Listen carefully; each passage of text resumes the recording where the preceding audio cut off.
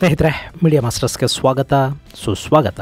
ಗೆಳೆಯರೆ, ಲೋಕಸಭಾ ಚುನಾವಣೆಗಳು ಮುಗಿದಿವೆ. ನಾಳೆ ಅಂದರೆ ಜೂನ್ 4 ಅನ್ನೋದು ಯಾವಾಗ ಆಗುತ್ತೋ ಅಂತ ಭಾರತ ಸೇರಿದ ಹಾಗೆ ನಾನಾ ದೇಶಗಳು ಕಾಯ್ತಾ ಇವೆ. ಮಂಗಳವಾರ ಭಾರತದ ಯಾವ ರಾಜಕೀಯ ಪಕ್ಷಕ್ಕೆ ಮಂಗಳ ಮತ್ತು ಯಾರಿಗೆ ಅಮಂಗಳ ಅನ್ನೋ ಬಗ್ಗೆ ಕಾತುರ ಹೆಚ್ಚಾಗ್ತಾ ಇದೆ. ಈ ನಡುವೆ ಎಕ್ಸಿಟ್ ಪೋಲ್ಗಳು NDAಗೆ ಬಹುಮತ ಸಿಗುತ್ತೆ ಅಂತ ಹೇಳ್ತಾ ಇದ್ರೆ, ಈತ ಇಂಡಿ ಕೂಟದ ನಾಯಕರೆಲ್ಲ ಈ ಬಾರಿ ಎಕ್ಸಿಟ್ ಪೋಲ್ಗಳು ಉಲ್ಟಾ ಆಗುತ್ತವೆ ಅಂತ ಹೇಳ್ತಾ ಇದ್ದಾರೆ. ಹಾಗೆಯೇ ಈ ಬಾರಿಯ ಚುನಾವಣಾ ಫಲಿತಾಂಶ ಒಂದಷ್ಟು ರಾಜಕೀಯ ಪಕ್ಷಗಳ ಪಾಲಿಗೆ, ಅದರ ನಾಯಕರ ಪಾಲಿಗೆ ತುಂಬಾ ಮುಖ್ಯ ಅನ್ನಿಸ್ಕೊಳ್ಳುತ್ತೆ. ಹಾಗಾದ್ರೆ ಈ ಬಾರಿಯ ಫಲಿತಾಂಶ ಯಾರೆಲ್ಲರ ಹಣೆ ಬರಹವನ್ನ ಬದಲಿಸಲಿದೆ, ಯಾರಿಗೆ ಅದೃಷ್ಟ ಯಾರಿಗೆ ದುರಾದೃಷ್ಟವನ್ನು ತರಲಿದೆ ಅನ್ನೋದ್ರ ಬಗ್ಗೆ ಒಂದಷ್ಟು ಮಾಹಿತಿಯನ್ನ ನಾವಿಲ್ಲಿ ನೋಡೋಣ.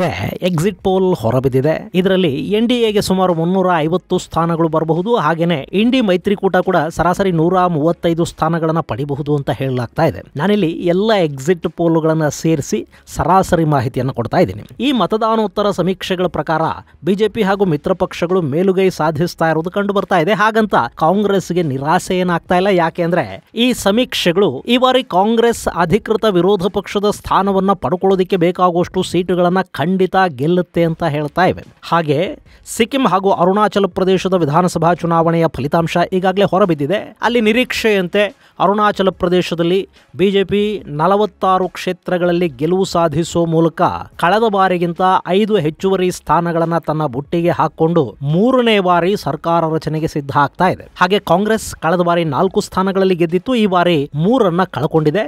ಹಾಗೆ ಅಲ್ಲಿ ಬಿಜೆಪಿಯ ಮಿತ್ರ ಪಕ್ಷಗಳು 8 ಸ್ಥಾನಗಳನ್ನು ಗೆದ್ದಿವೆ. ಪಕ್ಷೇತರರು 3 ಸ್ಥಾನವನ್ನು ಗೆದ್ದಿದ್ರೆ ಉಳಿದ 2 ಸ್ಥಾನಗಳನ್ನ ಅಲ್ಲಿನ ಸ್ಥಳೀಯ ಪಕ್ಷವೊಂದು ಗೆದ್ದುಕೊಂಡಿದೆ. ಇನ್ನು ಸಿಕ್ಕಿಂ ವಿಧಾನಸಭಾ ಫಲಿತಾಂಶ ಕೂಡ ಹೊರಬಿದ್ದಿದ್ದು, ಅಲ್ಲಿ ಕೂಡ ಆಡಳಿತಾರೂಢ ಸಿಕ್ಕಿಂ ಕ್ರಾಂತಿಕಾರಿ ಮೋರ್ಚಾ 31 ಸ್ಥಾನಗಳನ್ನ ಗೆದ್ರೆ, ಅಲ್ಲಿನ ಪ್ರತಿಪಕ್ಷವಾದ ಸಿಕ್ಕಿಂ ಡೆಮೊಕ್ರೆಟಿಕ್ ಫ್ರಂಟ್ 1 ಸ್ಥಾನದಲ್ಲಿ ಮಾತ್ರ ಗೆಲುವನ್ನು ಸಾಧಿಸಿದೆ. ಇನ್ನು ಕಾಂಗ್ರೆಸ್ ಮತ್ತು ಬಿಜೆಪಿ ಎರಡೂ ಕೂಡ ಅಲ್ಲಿನ ವಿಧಾನಸಭೆಯಲ್ಲಿ ಅಕೌಂಟ್ ಅನ್ನು ತೆರೆಯೋದಕ್ಕೆ ಸಾಧ್ಯ ಆಗಿಲ್ಲ. ಕಾಂಗ್ರೆಸ್ ಪಕ್ಷಕ್ಕೆ ಅಲ್ಲಿ ನೋಟಾಗೆ ಬಿದ್ದ ಮತಗಳಿಗಿಂತಲೂ ಕಡಿಮೆ ಪ್ರಮಾಣದ ಮತಗಳು ಬಿದ್ದಿವೆ. ಇನ್ನು ಆಂಧ್ರ ಪ್ರದೇಶದ ವಿಧಾನಸಭಾ ಚುನಾವಣೆಯ ಫಲಿತಾಂಶ ಕೂಡ ಲೋಕಸಭೆಯ ಫಲಿತಾಂಶದ ಜೊತೆಗೆ ಬರುತ್ತೆ.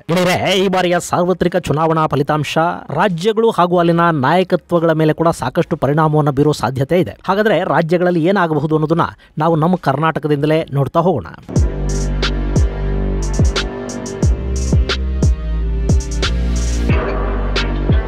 ಸ್ನೇಹಿತರೆ, ರಾಜ್ಯದಲ್ಲಿ ಕಾಂಗ್ರೆಸ್ ಸರ್ಕಾರ ಇದೆ. ಈ ಬಾರಿಯ ಚುನಾವಣೆಯಲ್ಲಿ ಕಾಂಗ್ರೆಸ್ 2 ಅಂಕಿಯನ್ನು ದಾಟೋ ಮಾತಾಡ್ತಾ ಇತ್ತು ಮತ್ತು ಸಾಕಷ್ಟು ಕಡೆಗಳಲ್ಲಿ ಅಭ್ಯರ್ಥಿಗಳನ್ನ ಗೆಲ್ಲಿಸಿಕೊಂಡು ಬರುವ ಜವಾಬ್ದಾರಿಯನ್ನ ಅಲ್ಲಿನ ಜಿಲ್ಲಾ ಉಸ್ತುವಾರಿ ಸಚಿವರಿಗೆ ಕೊಡಲಾಗಿತ್ತು. ಮೈಸೂರಿನ ಹೊಣೆಯನ್ನ ಮುಖ್ಯಮಂತ್ರಿ ಸಿದ್ದರಾಮಯ್ಯ ಅವರೇ ಹೊತ್ತಿದ್ರು. ಗ್ರಾಮಾಂತರದಲ್ಲಿ ಖುದ್ದು DCM ಅವರ ಸಹೋದರ ಸುರೇಶ್ ಸ್ಪರ್ಧೆ ಮಾಡಿದ್ರು. ಜೊತೆಗೆ ಒಂದಷ್ಟು ಕಡೆ ಸಚಿವರ ಮಕ್ಕಳಿಗೆ ಅಣ್ತಮ್ಮಗಳಿಗೆ ಟಿಕೆಟ್ ಅನ್ನು ಕೊಡಲಾಗಿತ್ತು. ಕಾಂಗ್ರೆಸ್ ನಾಯಕರಲ್ಲಿ ಕೂಡ ಸಾಕಷ್ಟು ವಿಶ್ವಾಸ ಆಯಿತು.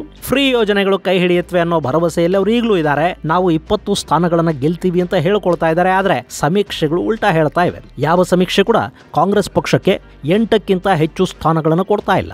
ಅಕಸ್ಮಾತ್ ಈ ಬಾರಿ ಕೂಡ 8 ಸ್ಥಾನಗಳನ್ನ ಕಾಂಗ್ರೆಸ್ ರಾಜ್ಯದಲ್ಲಿ ಗೆದ್ರೂ ಕೂಡ 2014ರಲ್ಲಿ ಹೇಳಿದ ಹಾಗೆ ಕೇರಳದ ನಂತರ ಹೆಚ್ಚು ಸ್ಥಾನಗಳನ್ನ ಗೆಲ್ಲಿಸಿಕೊಟ್ಟಿದ್ದು ನಾವೇ ಅಂತ ಹೇಳುವ ಅವಕಾಶ ಸಿದ್ದರಾಮಯ್ಯ ಅವರಿಗೆ ಸಿಗುತ್ತೋ ಇಲ್ಲೋ ಗೊತ್ತಿಲ್ಲ. ಯಾಕೆಂದ್ರೆ ಈ ಬಾರಿ ಕಾಂಗ್ರೆಸ್ ಪಕ್ಷಕ್ಕೆ ಕೇರಳವನ್ನ ಹೊರತುಪಡಿಸಿದ್ರೆ ತಮಿಳುನಾಡು ಮತ್ತು ತೆಲಂಗಾಣದಲ್ಲಿ ಕರ್ನಾಟಕಕ್ಕಿಂತಲೂ ಹೆಚ್ಚಿನ ಸ್ಥಾನಗಳು ಬರುವ ಬಗ್ಗೆ ಸಮೀಕ್ಷೆಗಳು ವಿಶ್ವಾಸವನ್ನು ವ್ಯಕ್ತಪಡಿಸ್ತಾ ಇವೆ. ಇನ್ನು ರಾಜ್ಯದಲ್ಲಿ JDS ಬಿಜೆಪಿ ಮೈತ್ರಿಕೂಟಕ್ಕೆ ಅಕಸ್ಮಾತ್ 20ರಿಂದ 23 ಸ್ಥಾನಗಳು ಸಿಕ್ಬಿಟ್ಟು ಅಂತ ಇಟ್ಕೊಳ್ಳಿ. ಕೇಂದ್ರದಲ್ಲೂ NDAನೇ ಅಧಿಕಾರಕ್ಕೆ ಬಂದ್ರೆ ಆಗ ನಿರ್ದಾಕ್ಷಿಣ್ಯವಾಗಿ ಇಲ್ಲಿನ ಸರ್ಕಾರವನ್ನು ಅಸ್ಥಿರಗೊಳಿಸುವ ಕೆಲಸಗಳು ಶುರುವಾಗುತ್ತವೆ. ಇಲ್ಲಿ ಕೂಡ ಸಾಕಷ್ಟು ಏಕನಾಥ ಶಿಂಧೆಗಳು ಸಿದ್ಧವಾಗಿದ್ದಾರೆ. ಕಳೆದ 1 ವರ್ಷದಿಂದ ಸರ್ಕಾರದಲ್ಲಿ ಯಾವ ಶಾಸಕನಿಗೂ ಯಾವ ಕೆಲಸವನ್ನು ಮಾಡೋದಕ್ಕೆ ಸಾಧ್ಯ ಆಗಿಲ್ಲ. ಹಾಕಿದ ಹಣ ವಾಪಸ್ಸು ಬಂದಿಲ್ಲ. ಸೊ ಸರ್ಕಾರ ಬದಲಾಗುತ್ತೆ ಅನ್ನೋದಾದ್ರೆ ಸಾಕಷ್ಟು ಶಾಸಕರು ಪಕ್ಷಾಂತರ ಮಾಡೋದಕ್ಕೆ ಸಿದ್ಧರಾಗುವ ಸಾಧ್ಯತೆಗಳಿರುತ್ತವೆ. ಅಲ್ಲಿಗೆ CM ಮತ್ತು DCM ಇಬ್ಬರು ರಾಜಕೀಯ ಕ್ಷೋಭೆಯನ್ನ ಎದುರಿಸೋದಕ್ಕೆ ಸಿದ್ಧ ಆಗಬೇಕಾದ ಪರಿಸ್ಥಿತಿ ರಾಜ್ಯದಲ್ಲಿ ನಿರ್ಮಾಣ ಆಗುತ್ತೆ. ಇನ್ನೊಂದು ಕಡೆ ಬಿಜೆಪಿಗೂ ಕೂಡ ಇಲ್ಲಿ ಹೆಚ್ಚು ಸೀಟುಗಳನ್ನ ಗೆದ್ರೆ ಒಳ್ಳೇದಾಗತ್ತಾ ಕೆಟ್ಟದ್ದಾಗತ್ತಾ ಗೊತ್ತಿಲ್ಲ. ಯಾಕೆಂದ್ರೆ ಸದ್ಯಕ್ಕೆ ಯಡಿಯೂರಪ್ಪ ಅವರ ಮಗ ವಿಜಯೇಂದ್ರ ಪಕ್ಷದ ಅಧ್ಯಕ್ಷರಾಗಿದ್ದಾರೆ. ಅವರ ವಿರುದ್ಧ ಪಕ್ಷದ ಒಳಗೆ ಸಾಕಷ್ಟು ಬಂಡಾಯ ಇದೆ. ಇಷ್ಟು ದಿನ ವಂಶ ರಾಜಕಾರಣದ ವಿರುದ್ಧ ಮಾತಾಡ್ತಾ ಈಗ ಪಕ್ಷವನ್ನ ಅಪ್ಪ ಮಕ್ಕಳ ಕೈಗೆ ಕೊಟ್ಟಿರೋದು ಎಷ್ಟು ಸರಿ ಅನ್ನೋ ಪ್ರಶ್ನೆ ಎದ್ದಿದೆ. ಹೀಗಾಗಿ ಈ ಬಾರಿಯ ಫಲಿತಾಂಶ ಚೆನ್ನಾಗಿದ್ರೆ ವಿಜಯೇಂದ್ರ ನಾಯಕತ್ವ ಉಳ್ಕೊಳ್ಳಬಹುದು.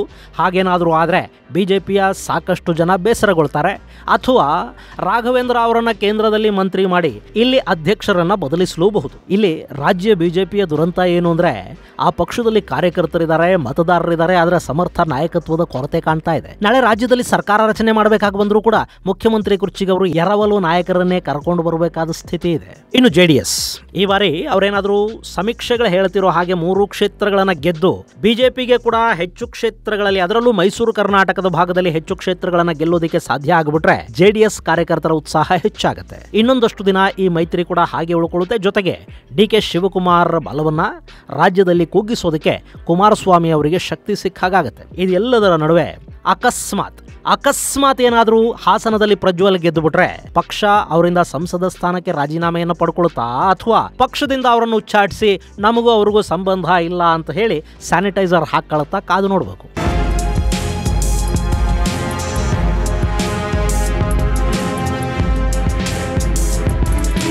ಇನ್ನು ತಮಿಳುನಾಡಲ್ಲಿ ಬಿಜೆಪಿಗೆ 1ರಿಂದ 3 ಸ್ಥಾನಗಳು ಬರಬಹುದು ಅಂತ ಎಕ್ಸಿಟ್ ಪೋಲ್ಗಳು ಹೇಳ್ತಾ ಇವೆ. ಜೊತೆಗೆ ಬಿಜೆಪಿಯ ರಾಜ್ಯಾಧ್ಯಕ್ಷ ಅಣ್ಣಾಮಲೈ ಗೆಲುವಿನ ಬಗ್ಗೆ ಎಕ್ಸಿಟ್ ಪೋಲ್ ಅಲ್ಲಿ ವಿಶ್ವಾಸ ವ್ಯಕ್ತವಾಗ್ತಾ ಇದೆ. ಗೆಳೆಯರೆ, ಬಿಜೆಪಿ ತಮಿಳುನಾಡಲ್ಲಿ 5-6 ಸ್ಥಾನಗಳನ್ನು ಗಳಿಸ್ಕೊಂಡ್ರೆ ಕೂಡ ಅದು ದೊಡ್ಡ ಸಾಧನೆ ಆಗುತ್ತೆ ಅಂತ ಈ ಹಿಂದೆ ನಾನು ಹೇಳಿದ್ದೆ. ಆದರೆ ಅಲ್ಲಿನ ರಾಜಕೀಯ ಪರಿಸ್ಥಿತಿಯಲ್ಲಿ ಈ ಬಾರಿ ಕೂಡ ಅದು ಸಾಧ್ಯ ಆಗದೇ ಇರಬಹುದು. ಆದರೆ ಅಣ್ಣಾಮಲೈ ಅಲ್ಲಿ ಪಕ್ಷದ ಬೇರುಗಳನ್ನು ಗಟ್ಟಿ ಮಾಡೋದ್ರಲ್ಲಿ ಯಶಸ್ವಿಯಾಗಿದ್ದಾರೆ. ಹೀಗಾಗಿ ವೋಟಿಂಗ್ ಶೇರ್ನ ಪ್ರಮಾಣ ಅಲ್ಲಿ ಹೆಚ್ಚಾಗುವ ಸಾಧ್ಯತೆಗಳಿರುತ್ತವೆ. ಅದು ಮುಂದಿನ ವಿಧಾನಸಭಾ ಚುನಾವಣೆಯಲ್ಲಿ ಬಿಜೆಪಿಗೆ ತಮಿಳುನಾಡಲ್ಲಿ ಒಂದಷ್ಟು ಲಾಭನ ತಂದುಕೊಡಬಹುದು. ಈ ಬಾರಿ ಬಿಜೆಪಿ ತಮಿಳುನಾಡಲ್ಲಿ 17% ವೋಟ್ ಶೇರಿಂಗ್ ಅನ್ನು ಪಡೆಯುತ್ತೆ ಅಂತ ಹೇಳಲಾಗ್ತಾ ಇದೆ. ಇನ್ನು ಅಣ್ಣಾ ಡಿಎಂಕೆ ಈ ಬಾರಿ 5ರಿಂದ 8 ಸ್ಥಾನಗಳನ್ನು ಗೆಲ್ಲೋದರಲ್ಲಿ ಯಶಸ್ಸನ್ನು ಪಡ್ಕೊಂಡ್ರೆ ಅದು ಆ ಪಕ್ಷದ ಉಳಿವಿನ ಸಂಕೇತ ಆಗುತ್ತೆ. ಹಾಗಾಗದೇ ಇದ್ರೆ ಮುಂದೆ ಅಣ್ಣಾ ಡಿಎಂಕೆಯ ಮತದಾರರು ಬಿಜೆಪಿ ಹಾಗೂ ಚಿತ್ರನಟ ವಿಜಯ್ ಅವರ ಹೊಸ ಪಕ್ಷದ ನಡುವೆ ಹಂಚಿ ಹೋಗುವ ಸಾಧ್ಯತೆಗಳಿರುತ್ತವೆ. ಇನ್ನು ಅಲ್ಲಿ ಕೂಡ ವಿಜಯ್ ದ್ರಾವಿಡ ಸಿದ್ಧಾಂತವನ್ನ ಮುಂದಿಟ್ಟುಕೊಂಡೇ ಹೋಗ್ತಾ ಇರೋದ್ರಿಂದ ಆ ಪಕ್ಷ ಬೆಳೆದ್ರೆ ಅವರು ಕಿತ್ಕೊಳ್ಳೋದು ಡಿಎಂಕೆ ಓಟುಗಳನ್ನೇ. ಹೀಗಾಗಿ ಇದು ಮುಂದೆ ಬಿಜೆಪಿಗೆ ಲಾಭ ಕೂಡ ಆಗಬಹುದು. ಒಂದು ವೇಳೆ ಸಮೀಕ್ಷೆಗಳು ಹೇಳಿದ್ದು ಸುಳ್ಳಾಗಿ ತಮಿಳುನಾಡಲ್ಲಿ ಈ ಬಾರಿ ಬಿಜೆಪಿಗೆ ಏನಾದರೂ 5-6 ಸ್ಥಾನಗಳನ್ನ ಗೆಲ್ಲೋದಕ್ಕೆ ಸಾಧ್ಯ ಆಗಿಬಿಟ್ರೆ ಅಲ್ಲಿ ಡಿಎಂಕೆಗೆ ಮುಂದಿನ ಚುನಾವಣೆಯಲ್ಲಿ ಒಬ್ಬ ಬಲಿಷ್ಠ ಪ್ರತಿಸ್ಪರ್ಧಿ ಹುಟ್ಟಿದ ಹಾಗಾಗುತ್ತೆ. ಜೊತೆಗೆ ದ್ರಾವಿಡ ರಾಜಕಾರಣ ನಿಧಾನವಾಗಿ ತನ್ನ ಅಸ್ತಿತ್ವವನ್ನು ಕಳ್ಕೊಳ್ಳೋ ದಿನಗಳು ಕೂಡ ಹತ್ತಿರ ಆಗತ್ವೆ. ಇನ್ನು ಆಂಧ್ರ ಪ್ರದೇಶದಲ್ಲಿ ಈ ಬಾರಿ ಜಗನ್ಮೋಹನ ರೆಡ್ಡಿನ ಚಂದ್ರಬಾಬು ನಾಯ್ಡುನ ಅನ್ನೋ ಬಗ್ಗೆ ಎಲ್ಲ ಎಕ್ಸಿಟ್ ಪೋಲ್ಗಳು ಒಂದೇ ಥರದ ಫಲಿತಾಂಶವನ್ನು ಕೊಟ್ಟಿಲ್ಲ. ಕೆಲವು ಜಗನ್ ಅಂತಿವೆ ಮತ್ತೆ ಕೆಲವು ಬಾಬು ಅಂತಿವೆ. ಆದರೆ ಲೋಕಸಭಾ ಚುನಾವಣೆಯಲ್ಲಿ ಮಾತ್ರ ಟಿಡಿಪಿ ವೈಎಸ್ಆರ್ಸಿಪಿಗಿಂತ ದೊಡ್ಡ ಸಾಧನೆಯನ್ನ ಮಾಡುತ್ತೆ ಅಂತ ಹೇಳಲಾಗ್ತಾ ಇದೆ. ಈ ಬಾರಿಯಲ್ಲಿ ಚಂದ್ರಬಾಬು ನಾಯ್ಡು ಅವರ ಕೈಗೆ ಆಂಧ್ರ ಪ್ರದೇಶದ ಆಡಳಿತ ಸಿಗಲಿಲ್ಲ ಅಂದ್ರೆ ತೆಲುಗು ದೇಶಂ ಪಕ್ಷದ ಕಥೆ ಮುಂದಿನ ಚುನಾವಣೆಯ ವೇಳೆಗೆ ಏನಾಗುತ್ತೋ ಗೊತ್ತಿಲ್ಲ. ಬಾಬು ಅವರಿಗೆ ವಯಸ್ಸಾಗಿದೆ, ಅವ್ರ ನಂತರ ಅಲ್ಲಿ ಯಾರು ಅನ್ನೋ ಪ್ರಶ್ನೆಗೆ ಸರಿಯಾದ ಉತ್ತರ ಸಿಕ್ಕಿಲ್ಲ. ಇನ್ನು ಜಗನ್ಮೋಹನ್ ರೆಡ್ಡಿ ಕಳೆದ ಬಾರಿ ಟಿಡಿಪಿನ ಕಾಡಬಾರದ ರೀತಿಯಲ್ಲಿ ಕಾಡಿದ್ದಾರೆ. ಈ ಬಾರಿ ಕೂಡ ಜಗನ್ ಗೆದ್ದು ಬಿಟ್ರೆ ಬಾಬು ಪರಿಸ್ಥಿತಿ ಕಷ್ಟ ಆಗುತ್ತೆ. ಹಾಗಲ್ಲದೆ ಅಲ್ಲಿನ ವಿಧಾನಸಭಾ ಚುನಾವಣೆಯಲ್ಲಿ ಚಂದ್ರಬಾಬು ನಾಯ್ಡು ಅವರ ಪಕ್ಷಕ್ಕೆ ಗೆಲುವು ಸಿಕ್ಕಿಬಿಡ್ತು ಅಂತ ಇಟ್ಕೊಳ್ಳಿ, ಜಗನ್ ಖಂಡಿತ ಒಂದಷ್ಟು ದಿನಗಳ ಕಾಲ ಅಜ್ಞಾತವಾಸಕ್ಕೆ ಹೋಗಬೇಕಾಗತ್ತೆ. ಅಲ್ಲಿ ಜಗನ್ ವಿರುದ್ಧ ಪ್ರಕರಣಗಳು ದಾಖಲಾಗುತ್ತವೆ. ಚಂದ್ರಬಾಬು ನಾಯ್ಡು ಈ ಬಾರಿ ಕಳೆದ 5 ವರ್ಷಗಳ ಎಲ್ಲ ಸೆಟ್ಟನ್ನು ತೀರಿಸಿಕೊಳ್ಳೋದಕ್ಕೆ ಮುಂದಾಗ್ತಾರೆ. ಇನ್ನು ಈ ಬಾರಿ ಆಂಧ್ರ ಪ್ರದೇಶದಲ್ಲಿ ಚಂದ್ರಬಾಬು ನಾಯ್ಡು ಅವರಿಗೆ ಉತ್ತರಾಧಿಕಾರಿ ಯಾರು ಅನ್ನೋದು ಗೊತ್ತಾಗದೆ ಹೋದರೆ ಮುಂದಿನ ಚುನಾವಣೆಯ ಹೊತ್ತಿಗೆ ಅರ್ಧಕ್ಕಿಂತ ಹೆಚ್ಚು ಟಿಡಿಪಿ ಬಿಜೆಪಿಯ ಪಾಲಾಗೋ ಸಾಧ್ಯತೆ ಕೂಡ ಇರುತ್ತೆ. ಹಾಗೆ ಚಿತ್ರನಟ ಪವನ್ ಕಲ್ಯಾಣ್ ಅವರ ಜನಸೇನೆ ಈ ಬಾರಿ ಎಷ್ಟು ಸ್ಥಾನಗಳನ್ನು ಗೆಲ್ಲುತ್ತೆ ಅನ್ನೋದರ ಮೇಲೆ ಆಂಧ್ರ ಪ್ರದೇಶದ ಮುಂದಿನ ರಾಜಕೀಯ ಭವಿಷ್ಯ ಆಧಾರ ಪಟ್ಟಿರುತ್ತೆ. ಇನ್ನು ಕಾಂಗ್ರೆಸ್ ಕೂಡ ಈ ಬಾರಿಯಲ್ಲಿ ಅಕೌಂಟ್ ತೆರೆಯೋದ್ರಲ್ಲಿ ಸಫಲವಾಗುತ್ತಾ ಅನ್ನೋದನ್ನ ಕಾದು ನೋಡಬೇಕು. ಹಾಗೇನೆ ಪಶ್ಚಿಮ ಬಂಗಾಳ ಈ ಬಾರಿ ಬಿಜೆಪಿ ಬಂಗಾಳದಲ್ಲಿನ ಒಟ್ಟು ಕ್ಷೇತ್ರಗಳ ಪೈಕಿ 50%ಕ್ಕೂ ಹೆಚ್ಚು ಸ್ಥಾನಗಳನ್ನು ಗಳಿಸಿಕೊಳ್ಳುವ ಸಾಧ್ಯತೆ ಇದೆ ಅಂತ ಹೇಳಲಾಗ್ತಾ ಇದೆ. ಅಂದ್ರೆ ಅವರು ಕಳೆದ ಬಾರಿಗಿಂತ 3-4 ಸ್ಥಾನಗಳನ್ನು ಹೆಚ್ಚು ಗಳಿಸಬಹುದು. ಆದರೆ ಕೆಲ ಸಮೀಕ್ಷೆಗಳಂತೂ ಬಿಜೆಪಿ ಕಳೆದ ಬಾರಿಗಿಂತ 10 ಕ್ಷೇತ್ರಗಳನ್ನು ಹೆಚ್ಚುವರಿಯಾಗಿ ಗೆಲ್ಲುತ್ತೆ ಅಂತ ಹೇಳ್ತಾ ಇವೆ. ಹಾಗೇನಾದರೂ ಆದರೆ ಬಂಗಾಳದ ರಾಜಕೀಯವೇ ಬದಲಾಗಿ ಹೋಗುತ್ತೆ.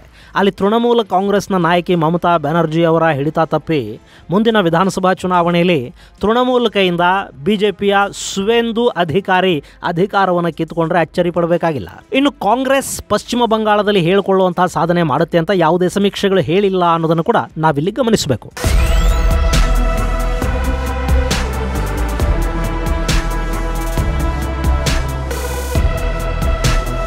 ಇನ್ನು ಬಿಹಾರ್, ಈ ಬಾರಿ ಬಿಹಾರದಲ್ಲಿ ಎನ್ಡಿಎಗೆ ಸ್ವಲ್ಪ ಹಿನ್ನಡೆಯಾಗುವ ಸಾಧ್ಯತೆಗಳು ಕಂಡು ಬರ್ತಾ ಇವೆ. ಅಲ್ಲಿನ 40 ಕ್ಷೇತ್ರಗಳಲ್ಲಿ ಬಿಜೆಪಿಯ ಮಿತ್ರಕೂಟ 30ರಿಂದ 34 ಕ್ಷೇತ್ರಗಳನ್ನ ಗೆಲ್ಲಬಹುದು ಅಂತ ಹೇಳ್ತಾ ಇದ್ರೆ, ಇಂಡಿ ಮೈತ್ರಿಕೂಟ 6ರಿಂದ 9 ಸ್ಥಾನಗಳನ್ನ ತನ್ನದಾಗಿಸಿಕೊಳ್ಳಬಹುದು ಅಂತ ಹೇಳಲಾಗ್ತಾ ಇದೆ. 2019ರಲ್ಲಿ ಇಲ್ಲಿ ಕಾಂಗ್ರೆಸ್ 1 ಸ್ಥಾನವನ್ನು ಮಾತ್ರ ಗೆಲ್ಲೋದಕ್ಕೆ ಸಾಧ್ಯ ಆಗಿತ್ತು. ಉಳಿದ 39 ಕ್ಷೇತ್ರಗಳನ್ನ ಎನ್ಡಿಎ ಗೆದ್ದು ಬೀಗಿತ್ತು. ಹೀಗಾಗಿ ಬಿಹಾರದಲ್ಲಿ ಇಂಡಿ ಕೂಟ ಒಂದಷ್ಟು ಸೀಟುಗಳನ್ನು ಗೆಲ್ಲೋದು ಅಂದರೆ ಅಲ್ಲಿ ತೇಜಸ್ವಿ ಯಾದವ್ ಅವರ ಬಲ ಹೆಚ್ಚಾಗಿ ನಿತೀಶ್ ಕುಮಾರ್ ಬಲ ಕುಗ್ಗುವ ಸಾಧ್ಯತೆ ಇರುತ್ತೆ. ಇನ್ನು ಉತ್ತರ ಪ್ರದೇಶ, ಅಲ್ಲಿ ಎಕ್ಸಿಟ್ ಪೋಲ್ಗಳು ಕೊಡ್ತಾ ಇರೋ ಮಾಹಿತಿಯನ್ನ ಗಮನಿಸಿದ್ರೆ ಬಿಜೆಪಿಗೆ ರಾಮ ಮಂದಿರ ಅನ್ನೋದು ಹೆಚ್ಚು ಲಾಭ ತಂದುಕೊಟ್ಟು ಹಾಗೆ ಕಾಣ್ತಾ ಇಲ್ಲ. ಯಾಕೆಂದ್ರೆ ಈ ಬಾರಿಯಲ್ಲಿ ಬಿಜೆಪಿ ಹಾಗೂ ಅದರ ಮಿತ್ರ ಪಕ್ಷಗಳೆಲ್ಲ ಸೇರಿ 66ರಿಂದ 68 ಸ್ಥಾನಗಳನ್ನ ಗೆಲ್ಲಬಹುದು ಅನ್ನೋ ಲೆಕ್ಕಾಚಾರಗಳಿವೆ. ಆದ್ರೆ 2014ರಲ್ಲಿ ಬಿಜೆಪಿ ಮಿತ್ರ ಪಕ್ಷಗಳಲ್ಲಿ 73ಕ್ಕೂ ಹೆಚ್ಚು ಸ್ಥಾನಗಳನ್ನ ಗೆದ್ದಿದ್ವು. ಈ ಬಾರಿ ಅಷ್ಟೊಂದು ಸ್ಥಾನಗಳು ಸಾಧ್ಯ ಇಲ್ಲ ಅಂತ ಎಕ್ಸಿಟ್ ಪೋಲ್ ಹೇಳ್ತಾ ಇದೆ.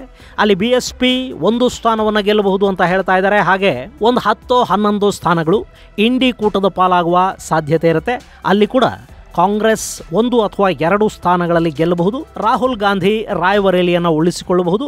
ಉಳಿದಂತೆ ಸಮಾಜವಾದಿ ಪಕ್ಷ ಅಲ್ಲಿ ಒಂದಷ್ಟು ಶಕ್ತಿಯನ್ನ ಈ ಬಾರಿ ಹೆಚ್ಚಿಸಿಕೊಳ್ಳಲಿದೆ ಅನ್ನೋದು ಸಮೀಕ್ಷೆಗಳ ವರದಿ. ಇನ್ನು ಮಹಾರಾಷ್ಟ್ರ, ಇಲ್ಲಿ ಯಾರೂ ಹೆಚ್ಚು ಬೀಗೋ ಹಾಗೂ ಇಲ್ಲ, ಕುಸಿಯೋ ಹಾಗೂ ಇಲ್ಲ. ಯಾಕೆಂದ್ರೆ ಎಕ್ಸಿಟ್ ಪೋಲ್ಗಳ ಪ್ರಕಾರ ಎನ್ಡಿಎ 26ರಿಂದ 35 ಕ್ಷೇತ್ರಗಳನ್ನು ಗೆದ್ರೆ ಮಹಾವಿಕಾಸ್ ಅಘಾಡಿ 15ರಿಂದ 26 ಸ್ಥಾನಗಳನ್ನ ಗೆಲ್ಲಬಹುದು ಅಂತ ಹೇಳಲಾಗ್ತಾ ಇದೆ. ಅದರಲ್ಲೂ ಬಿಜೆಪಿ 17 ಹಾಗೂ ಉದ್ಧವ್ ಠಾಕ್ರೆ ಬಣದ ಶಿವಸೇನೆ 9ರಿಂದ 14 ಕ್ಷೇತ್ರಗಳನ್ನ ಗೆಲ್ಲುವ ಸಾಧ್ಯತೆ ಇದೆ ಅಂತ ಹೇಳ್ತಾ ಇದ್ದಾರೆ. ಸೊ ಫಲಿತಾಂಶ ಹೀಗೆ ಆದ್ರೆ ಅಲ್ಲಿ ಮಹಾವಿಕಾಸ್ ಅಘಾಡಿ ತನ್ನ ಶಕ್ತಿಯನ್ನ ಸ್ವಲ್ಪ ಹೆಚ್ಚಿಸಿಕೊಂಡಂತಾಗುತ್ತೆ. ಮುಂದಿನ ವಿಧಾನಸಭಾ ಚುನಾವಣೆಯಲ್ಲಿ ಮಹಾರಾಷ್ಟ್ರದಲ್ಲಿ ಭಾರಿ ಪೈಪೋಟಿಯನ್ನ ನಿರೀಕ್ಷಿಸೋದಕ್ಕೆ ಇದು ಕಾರಣ ಮಾಡಿಕೊಡುತ್ತೆ.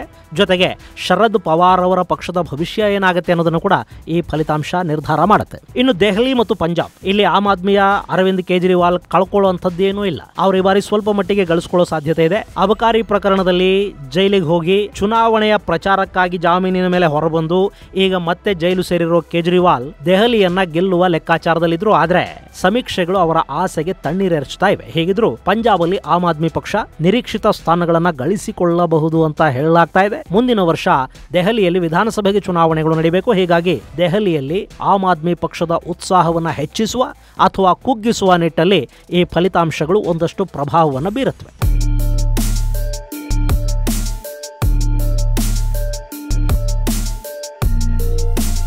ಇನ್ನು ರಾಜಕೀಯ ನಿವೃತ್ತಿಯ ಅಂಚಲಿರುವ ಒರಿಸ್ಸಾದ ಮುಖ್ಯಮಂತ್ರಿ ನವೀನ್ ಪಟ್ನಾಯಕ್ ಅವರಿಗೆ ಪಕ್ಷವನ್ನ ಗೆಲ್ಲಿಸಿಕೊಳ್ಳಲೇಬೇಕಾದ ತವಕ ಇದೆ. ಆದ್ರೆ ಈ ಬಾರಿ ಒಡಿಸ್ಸಾದಲ್ಲಿ ಬಿಜೆಪಿ ಪಾರಮ್ಯವನ್ನು ಮೆರೆಯುತ್ತೆ ಅಂತ ಎಕ್ಸಿಟ್ ಪೋಲ್ಗಳು ಹೇಳ್ತಾ ಇವೆ. ಬಿಜೆಪಿಯಲ್ಲಿ 18ರಿಂದ 20 ಲೋಕಸಭಾ ಕ್ಷೇತ್ರಗಳನ್ನ ಗೆಲ್ಲಬಹುದು ಅಂತ ಸಮೀಕ್ಷೆಗಳು ಹೇಳ್ತಾ ಇವೆ. ಆದ್ರೆ ಒಡಿಸ್ಸಾದಲ್ಲಿ ಈ ಹಿಂದೆ ಕೂಡ ಸಾಕಷ್ಟು ಬಾರಿ ಎಕ್ಸಿಟ್ ಪೋಲ್ಗಳು ನಿಜ ಆಗಿಲ್ಲ. ಹೀಗಾಗಿ ಈ ಬಾರಿಯಲ್ಲಿ ಏನಾಗುತ್ತೆ ಅನ್ನೋದನ್ನ ಕಾದು ನೋಡಬೇಕು. ಒಂದು ವೇಳೆ ಒಡಿಸ್ಸಾದಲ್ಲಿ ಬಿಜು ಜನತಾದಳ ಅಧಿಕಾರಕ್ಕೆ ಬಂದ್ರೆ ಅಲ್ಲಿ ನವೀನ್ ಪಟ್ನಾಯಕ್ ತಮ್ಮ ಉತ್ತರಾಧಿಕಾರಿಗೆ ಪಟ್ಟ ಕಟ್ಟುವ ಸಾಧ್ಯತೆ ಇರುತ್ತೆ. ಹಾಗಲ್ಲದೆ ಇದ್ರೆ ಒಡಿಸ್ಸಾನ ಕೂಡ ಬಿಜೆಪಿ ಆವರಿಸಿಕೊಂಡು ಬಿಡಬಹುದು. ಗೆಳೆಯರೆ, ಇದು ಎಕ್ಸಿಟ್ ಪೋಲುಗಳ ಸಮೀಕ್ಷಾ ವಿವರ. ಆದ್ರೆ ಮತದಾರನ ಮನಸ್ಸಲ್ಲೇನಿದೆ ಅನ್ನೋದು ಈಗಾಗಲೇ ಮತಪೆಟ್ಟಿಗೆಯನ್ನ ಸೇರಿದೆ.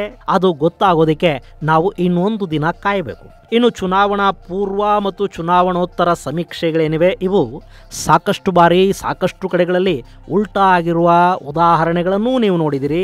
ಹಾಗೆ ನಿಜ ಆಗಿರುವುದನ್ನು ಕೂಡ ನೋಡಿದಿರಿ. ಹೀಗಾಗಿ ಇನ್ನೊಂದು ದಿನ ಸಹನೆಯನ್ನ ವಹಿಸಿಬಿಟ್ರೆ ನಿಜ ಫಲಿತಾಂಶ ಏನು ಅನ್ನೋದು ಗೊತ್ತಾಗಿ ಹೋಗುತ್ತೆ ಮತ್ತು ಅದು ಯಾರ್ಯಾರ ಭವಿಷ್ಯವನ್ನ ಏನೇನು ಮಾಡುತ್ತೆ ಅನ್ನೋದು ಕೂಡ ನಮಗೆ ಮುಂದಿನ ದಿನಗಳಲ್ಲಿ ಅರ್ಥ ಆಗುತ್ತೆ. ಹಾಗೆ ಮುಂದಿನ ಸಂಚಿಕೆಯಲ್ಲಿ ಮತ್ತಷ್ಟು ವಿಶೇಷಗಳ ಜೊತೆ ಮತ್ತೆ ಭೇಟಿಯಾಗೋಣ. ಅಲ್ಲಿವರೆಗೆ ಜೈ ಹಿಂದ್, ಜೈ ಕರ್ನಾಟಕ.